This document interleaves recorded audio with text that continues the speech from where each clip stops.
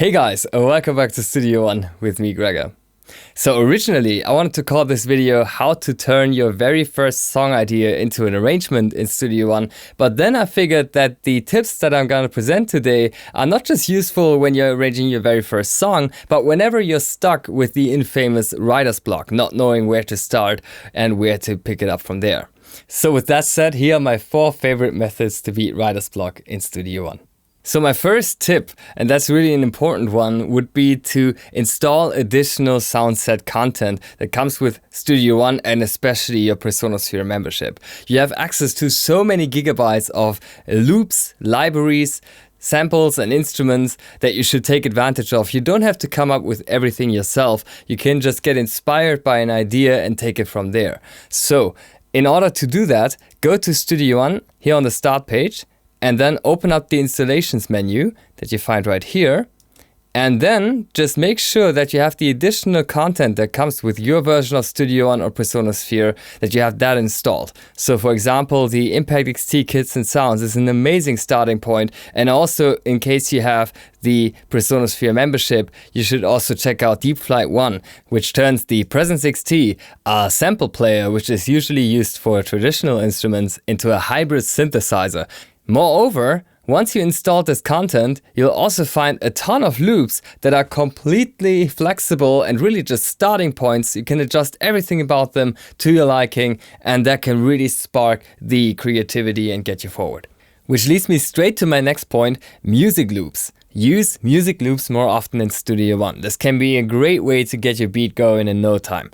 So to demonstrate, let's just open an entirely new empty song together. I'm gonna call that My Beat and hit OK. And now we're gonna open up Studio One's browser and head to the Loops tab. And if we search by product, we're gonna find all of the Soundsets that we have currently installed. If you followed along, you should also see the Impact XT Kits and Sounds here, for instance. And if you then also sort by type and then go to musical files, you should find these music loops that it comes with. And you can just pre-audition them like any other audio loop by double-clicking. Just like so. Until you find something that you like. I really like this one, actually. So perhaps let's just go ahead and set our song tempo also to 115 BPM, because I really like the tempo of this. No need to adjust it. And pay attention what happens as I'm dragging this loop into my session. I'm not dragging in an audio loop as you may have expected. I'm actually dragging in a MIDI pattern. And now I can adjust that completely to my liking. You see? This is the entirety of the pattern. It also comes with variations, by the way. So I get a much more stripped down version. Of course, I can just enter my own steps wherever I want.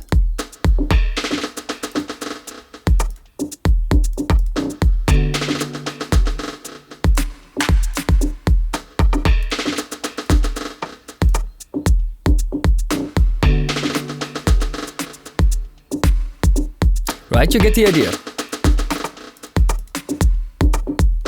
Can be an amazing starting point if you're stuck and you don't really have a great idea for a loop.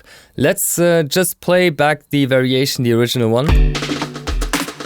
And let's search for a fitting pad or something like a synth sound from the Deep Flight 1 as well. So I can just let that run in the background and then search for another music loop, this time from Deep Flight 1.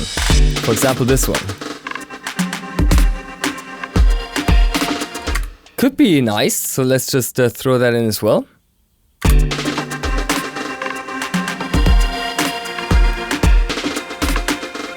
It's just these,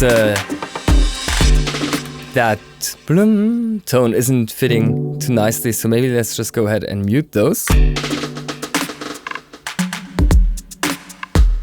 Everything else can stay. And let's play that again.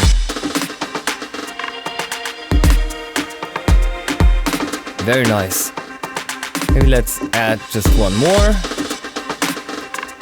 Just feeling lucky.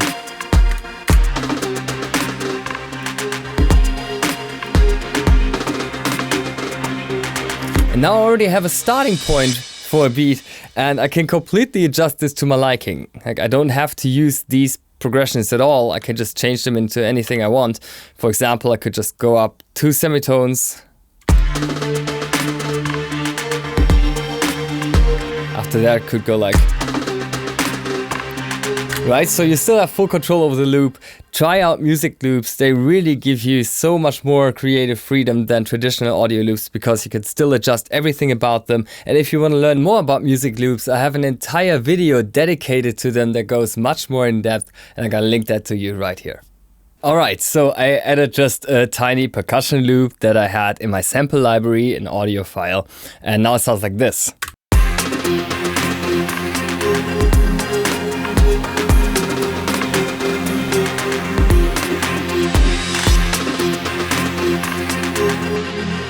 And let's add a bass line underneath that. To do so, let's switch back from the Loops tab here to the Instruments tab. I love the My Tai. That's really my go-to bass synth in Studio One. And I just drag and drop that into the next available song space like so. And it's already here on my Atom SQ ready to play. And I'd say let's just go ahead and record this thing.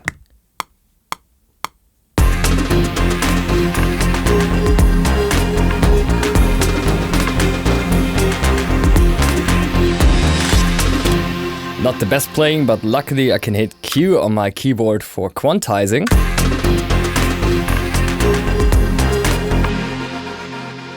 Alright, so we have a pretty little beat idea going, but it's not much more than an idea, a loop of a couple of bars. How can we turn this into an actual song now? Well, that's where trick number 3 against writer's block is coming in, the arranger track. Let me show you how powerful this tool can be to turn your loops into songs in Studio One. You can open up the track inspector by clicking here on this icon in the track list, or if you don't see that, probably because the track list isn't wide enough, then you can also click here on this drop down menu to open up the arranger track this way. Now the arranger track is a global track and you can draw in sections by holding down Command on a Mac or Control on Windows and then just dragging across your loop range. And now you can just move that anywhere you like. You can also duplicate that extremely easily by simply hitting D on your keyboard. You can replace sections, like let's assume that this section would have, a couple less parts and I wanted to replace this one with this one. I can just drag that on top like so, and it works just the way you would expect. It's an absolutely genius tool to just extend the length of your loop and then work with a subtractive method, meaning that you want to put as much musical information as possible into one loop range. It's an old techno trick. Duplicate that a bunch of times and then going from left to right, just take out a couple of things so that every 2 bars you introduce maybe a new element or so. For example, what I could do is start just with these 2 pads and then, after 4 bars or so, bring in the drums plus the bass, and then in the next section, maybe bring in just the percussion, but also transpose everything up. To do so, I could just select the desired parts and then go here in the track inspector and change the transpose value to something like 2, just for demonstrational sake. And let me show you just briefly what this would sound like. Maybe I should also turn up the BPM of the song slightly so we don't have to wait so long, but here goes.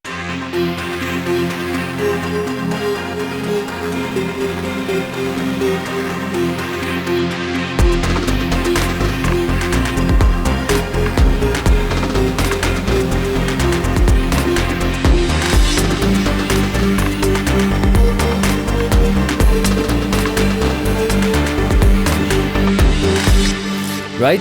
This is just a very quick example, but you get the idea. The arranger track can be tremendously helpful to turn such a short loop, like we just heard, into an arrangement of 30 seconds, which is these days already, a quarter of an entire song. And if you want to learn more about the amazing powers of the arranger track, I have another video covering the arranger track and also scratch pads, which are also extremely useful extensively. You can find it right here.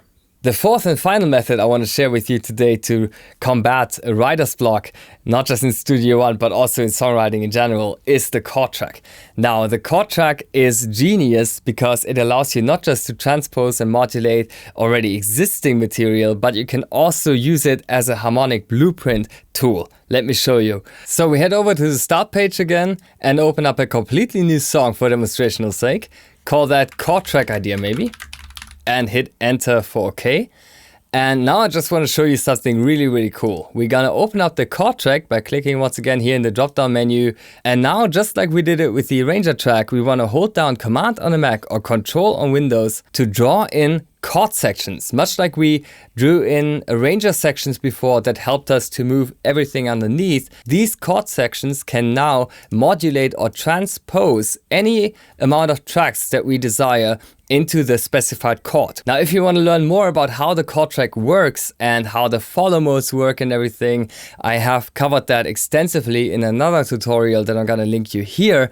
Now I just want to show you a quick workflow hack that I love to use whenever I encounter writer's block. This is just where I find the chord track extremely useful. I just draw in these sections here, I double click to open up the chord selector, and then I just click on the speaker icon to audition the chords and then select just a couple that sound good to me in succession, like for example F, E minor, and then C major maybe, then maybe D minor.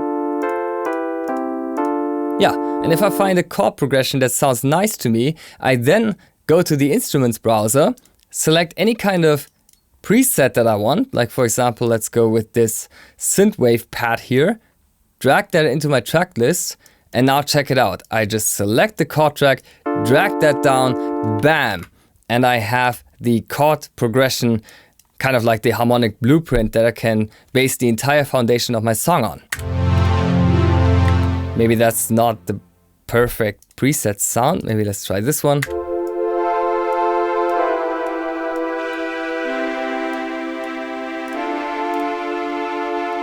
Very nice. Now I could also select, for example, just the lowest notes with Shift plus left click, and then hit Command and C on a Mac or Control and C on Windows to copy, add another instance of my tie, maybe a bass this time, and hit paste. And now I already have the bass notes that would coincide perfectly with the chord progression. Could just, split that up a little bit, maybe by going to Action and then split at grid. That's a trick that I really like. And then maybe just lower the velocities a little bit and pitch that down an octave, maybe 2 octaves, and it would sound like this.